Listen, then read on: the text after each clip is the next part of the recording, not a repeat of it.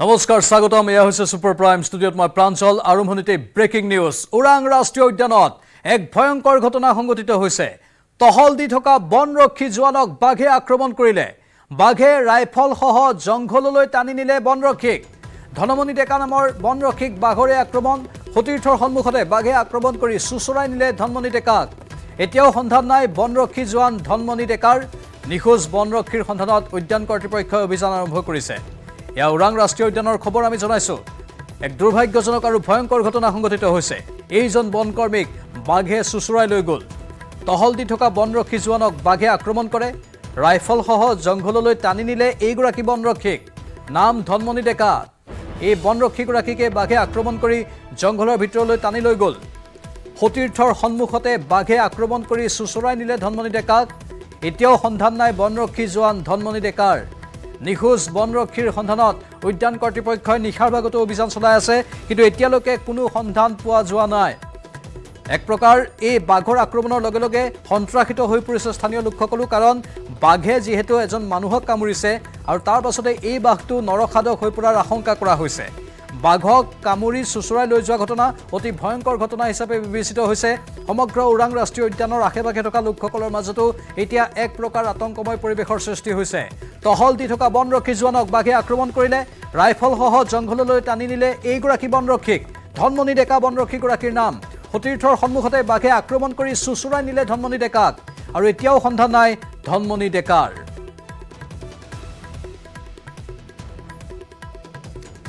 এই মুহূৰ্তৰ শেহতীয়া সবিশেষ তথ্য জনাবলৈ আমাৰ সতীৰ্থ সাংবাদিক নৱজ্যোতি মহন্ত বৰ্তমান আছে ফোন লাইনত নৱজ্যোতি আৰু অধিক কি তথ্য আছে এই মুহূৰ্তৰ শেহতীয়া আপডেট কি নিশ্চয়কৈ প্ৰাঞ্জল এই যি ঘটনাক লৈ আচলতে সমগ্ৰ ওৰাং ৰাষ্ট্ৰীয় উদ্যানত এই আতংকময় পৰিৱেশৰ সৃষ্টি হৈছে যিহেতু যি ঘটনা সংঘটিত হ'ল এয়া প্ৰথম বুলি ক'ব লাগিব যিহেতু ওৰাং ৰাষ্ট্ৰীয় উদ্যানখন ব্যাঘ্ৰ প্ৰকল্প হিচাপে জনাজাত লগতে ক'ব লাগিব যে ওৰাং ৰাষ্ট্ৰীয় উদ্যানৰ বৃহৎ অঞ্চলত অত্যাধিক বাঘৰ সংখ্যা আছে যাৰ কাৰণে ব্যাঘ্ৰ প্ৰকল্প হিচাপে নামকৰণ কৰা হৈছিল আৰু ইয়াৰ লগে লগে ক'ব লাগিব যে এই উদ্যানখনত গৃহৰক্ষী জোৱানসকলে সন্ধিয়াৰ ভাগত আচলতে টহল দি থাকে আৰু আজিও একেদৰে টহল দি আছিলে তেনে সময়তে এইগৰাকী গৃহৰক্ষী জোৱান আচলতে ধনমণি ডেকাক বাঘে আক্ৰমণ কৰিলে আৰু আক্ৰমণ কৰি সুচৰাই লৈ গ'লে এতিয়ালৈ কিন্তু DFৰ সহযোগত হাতীৰ সহায়ত অভিযান চলাই আছে যদিও এতিয়ালৈ কিন্তু উদ্ধাৰ কৰিবলৈ সক্ষম হোৱা নাই আমি উল্লেখ কৰিব লাগিব এই ধনমণি ডেকাৰ ঘৰ দৰঙৰ বিপিলাত বুলি জানিব পৰা গৈছে আৰু আচলতে এই ধনমণি ডেকাই আজি 6 মাহ পূৰ্বে বিবাহ পাশত আবদ্ধ হৈছিল লগতে এই ধনমণি ডেকাই কিছুদিন আগৰ পৰা আচলতে এই ওৰাং ৰাষ্ট্ৰীয় উদ্যানত কৰ্মৰত হৈছিল গৃহৰক্ষী জোৱান হিচাপে ইতিমধ্যে DFৰ সহায়ত অভিযান অব্যাহত ৰাখিছে যদিও সমগ্ৰ যি ওৰাং ৰাষ্ট্ৰীয় উদ্যানত আতংকময় পৰিৱেশ হৈ আছে কিন্তু এতিয়ালৈ এই উদ্ধাৰ কৰিবলৈ সক্ষম হোৱা নাই নৱজ্যোতি সাধাৰণতে বাঘে মানুহক আক্ৰমণ খুব কম কৰে আৰু হাতত যেতিয়া ৰাইফল বা লাঠি বা তেনেকুৱা ধৰণৰ সামগ্ৰী থাকে তেনেহলে বাঘে আক্ৰমণ কৰাৰ খুব সম্ভাৱনা কম বুলি কোৱা হয় কিন্তু এই বাঘটোৱে এই বনৰক্ষীগৰাকীক আক্ৰমণ কৰিলে কিবা ইয়াৰ পৰা বন বিভাগে কিবা তথ্য সদৰি কৰিছে নেকি স্থানীয় লোকসকল আতংকিত হ'ব লগা কিবা কাৰণ আহি পৰিছে নেকি কাৰণ বাঘটোৱে যেহেতু মানুহক কামুৰি লৈ গৈছে মানুহৰ তেজ বাঘৰ মুখত লাগিছে নৰখাদক হৈ পৰা আশংকা কৰিব পাৰি নেকি বাঘটো নিশ্চয়কৈ প্ৰাঞ্জল এই নৰখাদক হৈ পৰিব পাৰে যাৰ কাৰণে সমগ্ৰ ওৰাং ৰাষ্ট্ৰীয় উদ্যানত আতংকময় হৈ পৰিছে বিশেষকৈ বনকৰ্মীসকল কাৰণ এই যদি এই ধৰণে এয়া প্ৰথম যিহেতু মানুহক আক্ৰমণ কৰিছে মানুহৰ তেজ বাঘে পাইছে যাৰ কাৰণে ইয়াৰ পিছতো এনেধৰণৰ ঘটনা হ'ব পাৰে আৰু লগতে ক'ব লাগিব যে এতিয়ালৈ যিহেতু কোনো ৰাইফলে হওক বা গৃহৰক্ষী জোৱানজনক যিহেতু উদ্ধাৰ কৰিবলৈ সক্ষম হোৱা নাই তাৰ পিছতো তদন্ত অভিযান চলাই আছে কিন্তু অভিযান চলাই থকা সময়তো কিন্তু ভয়ে ভয়ে অভিযান চলাই থকা বুলি DFৰ আমাক জানিব দিছে যিহেতু নিশা হৈ গৈছে এতিয়া নিশা যিহেতু অন্ধকাৰ হোৱাৰ লগে লগে বাঘ বিচাৰি পোৱাটো সম্ভৱ নহয় যাৰ কাৰণে অসুবিধা হৈছে বনৰক্ষীসকলৰ তথাপিও কিন্তু অভিযান চলাই আছে সমগ্ৰ যি ওৰাং ৰাষ্ট্ৰীয় উদ্যানত এতিয়া এক আতংকময় পৰিৱেশ বুলি ক'ব লাগে বনকৰ্মীসকলৰ মাজতো যি ঘটনা সংঘটিত হ'ল এই ঘটনাৰ পিছতেই নিশ্চয় নৱজ্যোতি আপুনি লাইনত থাকিব পৰৱৰ্তী সময়ত অধিক তথ্য সংগ্ৰহ কৰি আমাৰ দৰ্শকসকলক জনাবলৈ চেষ্টা কৰিব কিন্তু অতি এক ভয়ংকৰ খবৰ এটা বাঘে এজন বনৰক্ষীক আক্ৰমণ কৰি কামুৰি সুচৰাই লৈ গৈছে জংঘলৰ ভিতৰলৈ এই বনৰক্ষীগৰাকীৰ এতিয়ালৈকে কোনো সন্ধান নাই কিন্তু আতংকময় পৰিৱেশৰ সৃষ্টি হৈছে এতিয়া সমগ্ৰ ওৰাং ৰাষ্ট্ৰীয় উদ্যানৰ বনকৰ্মীসকলৰ মাজত আৰু আন আশে-পাশে থকা লোকসকলৰ মাজত ইপিনে কলিয়াবৰতো বন ৰজাৰ সন্ত্ৰাসৰ খবৰ কলিয়াবৰ চাহ বাগিচাত অব্যাহত আছে বাঘৰ আতংক অঞ্চলটোত কেইবাটাও পশুধন নিধন কৰাৰ পিছতে আতংকিত হৈ পৰিছে অঞ্চলবাসী এবাৰ কামাখ্যা মন্দিৰ কামাখ্যা গাঁও সংযোগী পথত বাঘে আক্ৰমণ কৰিলে ছাগলী বাগিচাৰ শ্ৰমিকে হুলস্থুল কৰাত চিকাৰ কৰা ছাগলীটো এৰি আঁতৰি যায় বাঘটো এজন বাইক আৰোহীৰ সন্মুখতে ছাগলীটোক ভক্ষণৰ চেষ্টা চলাইছিল প্ৰকাণ্ড ঢেকীয়াপতীয়াটোৱে সন্মুখত বাঘ দেখি ভয়ত ত্ৰস্তমান হৈ পৰে বাইক আৰোহীজন পথৰ ওপৰতে এটা ছাগলীক বাঘে চিকাৰৰ লক্ষ্য কৰি লোৱাত আতংকিত হৈ পৰে অঞ্চলটোৰ ৰাইজ মঙলবাৰেও দুটা ছাগলী আৰু এটা গাহৰি নিধন কৰিছিল প্ৰকাণ্ড ঢেকীয়াপতীয়াই সম্প্ৰতি বনকৰ্মী আৰু আৰক্ষীৰ দলে টহল দিছে কলিয়াবৰ চাহ বাগিচাৰ মাজেৰে যোৱা সেই পথটোত মঙলবাৰে নিশা শিলঘাট কামাখ্যা গাঁও সংযোগী পথ অতিক্ৰম কৰি বাঘটোৱে প্ৰৱেশ কৰিছিল জনাঞ্চলত নাম কামাখ্যা গাঁৱৰ দীনবন্ধু গঞ্জু নামৰ লোকজনৰ ঘৰৰ এটা গাহৰি চিকাৰ কৰিছিল বাঘটোৱে পোহনীয়া গাহৰিটো ভক্ষণ কৰি পুনৰ হাবিলৈ উভতি গৈছিল বাঘটো বনকৰ্মীৰ উপস্থিতিত স্থানীয় লোকে ফটকা ফুটোৱাৰ পিছতে হাবিলৈ উভতি যায় বাঘটো কিন্তু অঞ্চলটোত কেইটা বাঘে অৱস্থান কৰি আছে সেই সন্দৰ্ভত বন বিভাগৰ হাতত কোনো নিশ্চিত তথ্য নাই ৰাইজৰ সন্দেহ অঞ্চলটোত এটা নহয় কেইবাটাও আছে প্ৰকাণ্ড ঢেকীয়াপতীয়া বাঘ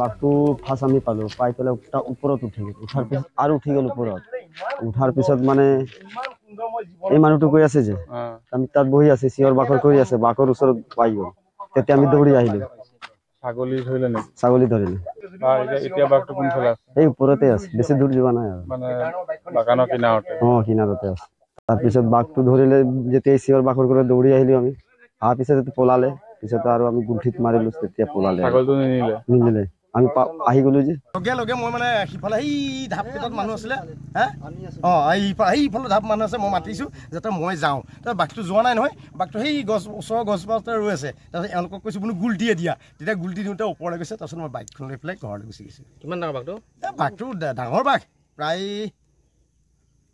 2 ফুটৰ ওপৰত হ'ব ওখটো একদম ইমানত আৰু সিমানত বাঘ মই ইমানত সিও ভবা নাছিলে যে মই আহি আছোঁ বুলি ভয় লগা নাই ভয় মানে ভয়নো কাৰ নালাগিব মৰিবলৈ কিন্তু তথাপিও মই মৰসা দি মই মানে সেই কৈছোঁ খালি তেতিয়া বাঘটো এৰি দৌৰ মাৰিছে আৰু এই গাঁৱৰ মানুহ আহিছে ছাগলীটো দাঙি লৈ গুচি গৈছে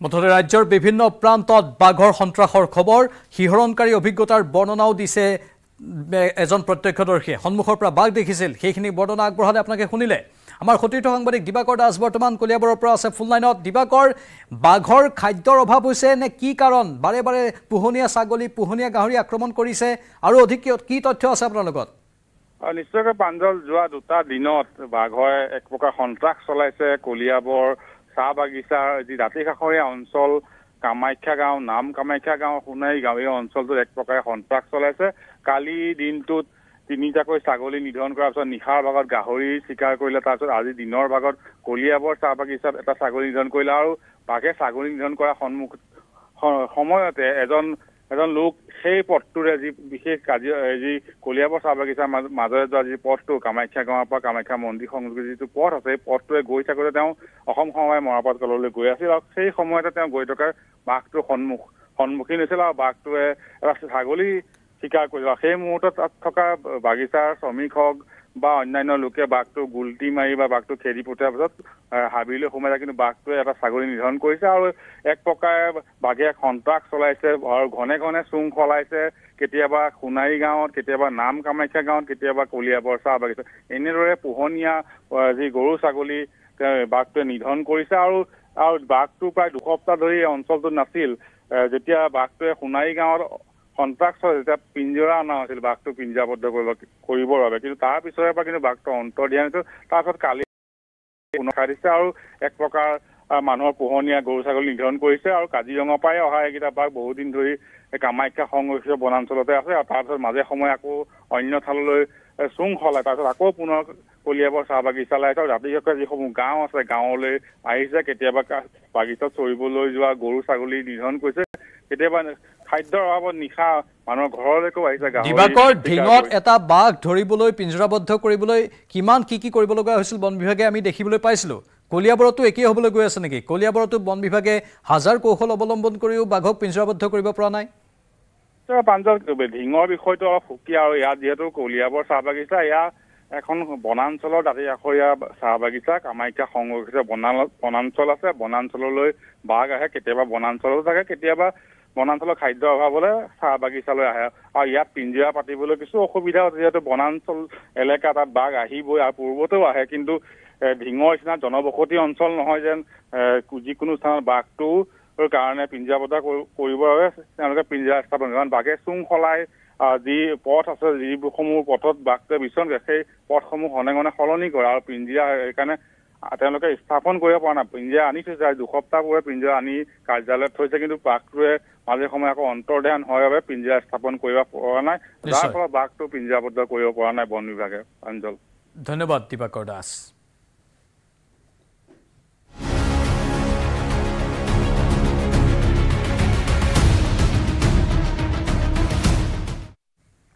অসম জ্বলোৱাৰ হুংকাৰ মমতা বেনাৰ্জীৰ।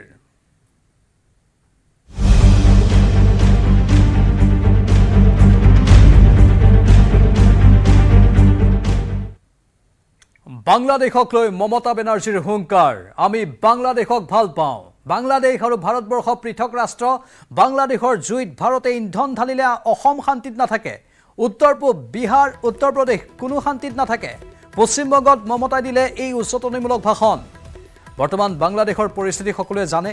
তাৰ মাজতেই মমতা বেনাৰ্জী ভাৰতবৰ্ষৰ এখন ৰাজ্যৰ মুখ্যমন্ত্ৰী হৈ এই বিষয়বোৰত এনেধৰণে উচতনিমূলক বক্তব্য দিয়াটোৱে যথেষ্ট তাৎপৰ্য বহন কৰিছে। বাংলাদেশক লৈ মমতা বেনাৰ্জীৰ এই হুংকাৰ, আমি বাংলাদেশক ভাল পাওঁ। বাংলাদেশ আৰু ভাৰতবৰ্ষ পৃথক ৰাষ্ট্ৰ। বাংলাদেশৰ জুইত ভাৰতে ইন্ধন ঢালিলে অসম শান্তিত নাথাকে। অসমৰ কথা কৈছে মমতা বেনাৰ্জীয়ে। অসম শান্তিত নাথাকে, অসমৰ প্ৰসংগ টানি আনিছে মমতা বেনাৰ্জীয়ে। লগতে উত্তৰ পূব, বিহাৰ, উত্তৰ প্ৰদেশ কোনো শান্তিত নাথাকে বুলিও উল্লেখ কৰিছে। হঠাৎ মমতা বেনাৰ্জীৰ এইবোৰ বক্তব্য কিয়, তাক লৈ স্বাভাৱিকতেই প্ৰশ্ন উত্থাপন হৈছে। কেউ কেউ মনে করছেন এটা বাংলাদেশ, আমি বাংলাদেশকে ভালোবাসি, ওরা আমাদের মতো কথা বলে, ওদের সংস্কৃতি আমাদের সংস্কৃতি এক। কিন্তু মনে রাখবেন, বাংলাদেশ একটা আলাদা রাষ্ট্র, ভারতবর্ষ একটা আলাদা রাষ্ট্র। মোদিবাবু আপনার পার্টিকে দিয়ে আগুন লাগাচ্ছেন, মনে রাখবেন বাংলায় যদি আগুন লাগান আসামও থেমে থাকবে না, নর্থ ইস্টও থেমে থাকবে না, উত্তর প্রদেশও থেমে থাকবে না, বিহারও থেমে থাকবে না, ঝাড়খণ্ডও থেমে থাকবে না, উড়িষ্যাও থেমে থাকবে না, আর দিল্লিও থেমে থাকবে না। আপনার চেয়ারটা আমরা টলমলো করে দেব। ইফালে মমতাক প্ৰত্যুত্তৰ দিছে অসমৰ মুখ্যমন্ত্ৰী হিমন্ত বিশ্ব শৰ্মাই। আমাক কেনেকৈ ৰঙা চকু দেখুৱাবলৈ সাহস পালে মমতাই? এই বক্তব্য অসমৰ মুখ্যমন্ত্ৰীৰ। নিজৰ ব্যৰ্থ ৰাজনীতিৰে ভাৰতক জ্বলাবলৈ চেষ্টা নকৰিব বুলি মমতা বেনাৰ্জীক প্ৰত্যাহ্বান জনাইছে অসমৰ মুখ্যমন্ত্ৰীয়ে। ইফালে ধৰ্ষণকাৰী 7 দিনৰ ভিতৰত ফাঁচীৰ পোষকতা কৰিছে মমতাই। অসম আৰক্ষী সন্দৰ্ভতো মন্তব্য কৰিছিল মমতা বেনাৰ্জীয়ে। অসমত অভিযুক্তক এনকাউণ্টাৰ কৰা হয় বুলি মমতাই বক্তব্য প্ৰদান কৰিছিল। তাৰ পাছতেই অসমৰ মুখ্যমন্ত্ৰীয়ে ছ'চিয়েল মাধ্যম যোগে মমতা বেনাৰ্জীক সমালোচনা কৰিছে। মমতাক অসমৰ মুখ্যমন্ত্ৰীয়ে কৈছে, আমাক কেনেকৈ ৰঙা চকু দেখুৱাবলৈ সাহস পালে তেওঁ? নিজৰ ব্যৰ্থ ৰাজনীতিৰে ভাৰতক জ্বলাবলৈ চেষ্টা নকৰিব বুলি মমতা বেনাৰ্জীক প্ৰত্যুত্তৰ দিছে হিমন্ত বিশ্ব শৰ্মাই।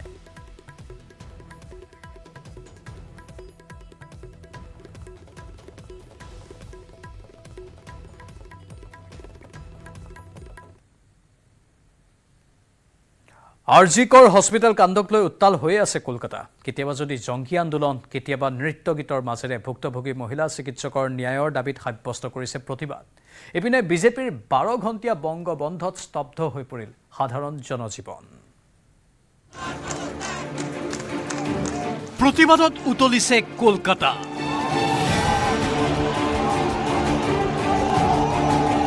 কলকাতাৰ নৃশংস চিকিৎসক ছাত্ৰীৰ ন্যায় বিচাৰৰ দাবীত চলা অবিৰত প্ৰতিবাদ থমকি ৰোৱাৰ নামেই নাই।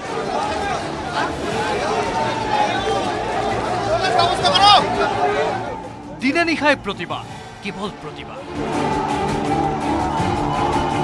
প্ৰতিবাদৰ ভাষা কেতিয়াবা জংগী, কেতিয়াবা নীৰৱতা আৰু কেতিয়াবা গান।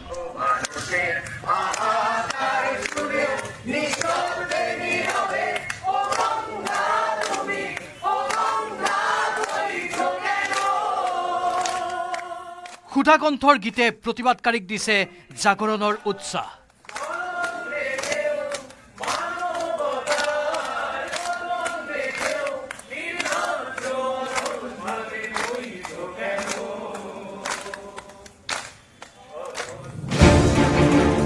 মঙলবাৰে প্ৰতিবাদ সাব্যস্ত কৰা সহস্ৰাধিক প্ৰতিবাদকাৰীৰ ওপৰত আৰক্ষীয়ে লাঠিচালনা আৰু কন্দুৱা গেছ নিক্ষেপ কৰাৰ পাছতে উত্তপ্ত হৈ পৰিছিল কলকাতাৰ ৰাজপথ।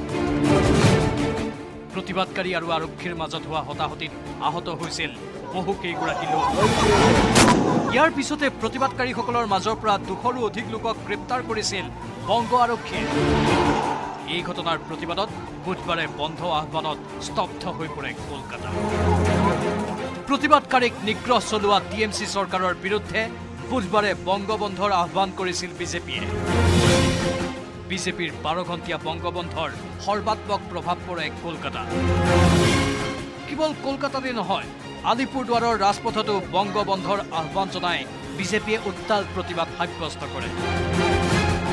আৰজি কৰ চিকিৎসা মহাবিদ্যালয় আৰু চিকিৎসালয়ৰ ধৰ্ষণ হত্যা গোচৰৰ তদন্তত গাফিলতি কৰাৰ অভিযোগত প্ৰতিবাদকাৰীসকলে মুখ্যমন্ত্ৰী মমতা বেনাৰ্জীক পদত্যাগৰ দাবী জনায়।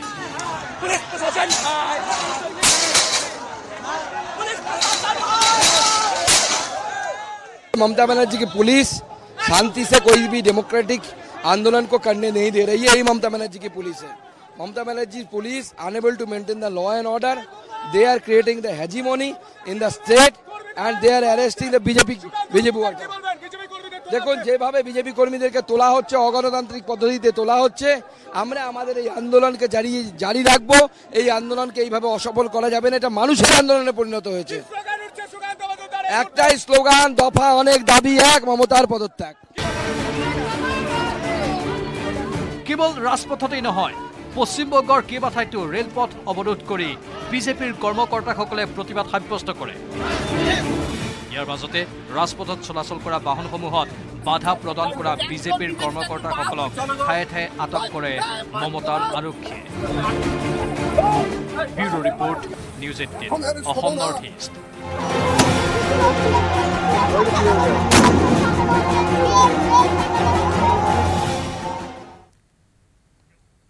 কলকাতাৰ আৰজি কৰ চিকিৎসা মহাবিদ্যালয়ৰ ধৰ্ষণ হত্যাক লৈ ৰাষ্ট্ৰপতি দ্ৰৌপদী মুৰ্মুৰ মন্তব্য। জঘন্য ঘটনাৰ আঁত ধৰি ৰাষ্ট্ৰপতিগৰাকীয়ে দেশবাসীক উদ্দেশ্যি কেইবাটাও গুৰুত্বপূৰ্ণ মন্তব্য প্ৰকাশ কৰে। ৰাষ্ট্ৰপতিগৰাকীয়ে দেশত ঘটি থকা মহিলাৰ বিৰুদ্ধে হিংসাৰ দীৰ্ঘম্যাদী সমস্যাক প্ৰতিৰোধ কৰিবলৈ বৰ্তমানৰ সমাজখনক আহ্বান জনায়। কোনো সভ্য সমাজে কন্যা ভগ্নীসকলক এনেধৰণৰ অত্যাচাৰৰ সন্মুখীন হ'বলৈ দিব নোৱাৰে। এই জঘন্য কাৰ্যবোৰৰ মূল কাৰণবোৰ সমাধান কৰিবলৈ সমাজৰ ভিতৰত সৎ, পক্ষপাতহীন আত্মনিৰীক্ষণৰ প্ৰয়োজনীয়তা আছে বুলি মন্তব্য কৰে দেশৰ ৰাষ্ট্ৰপতিয়ে। 9 আগষ্টত কলকাতাৰ 31 বছৰীয়া চিকিৎসকগৰাকীৰ মৃতদেহ উদ্ধাৰৰ পৰিপ্ৰেক্ষিতত দেশজুৰি প্ৰতিবাদ অব্যাহত থকাৰ মাজতে ৰাষ্ট্ৰপতিৰ এই মন্তব্য বিশেষভাৱে তাৎপৰ্যপূৰ্ণৰূপে বিবেচিত হৈছে।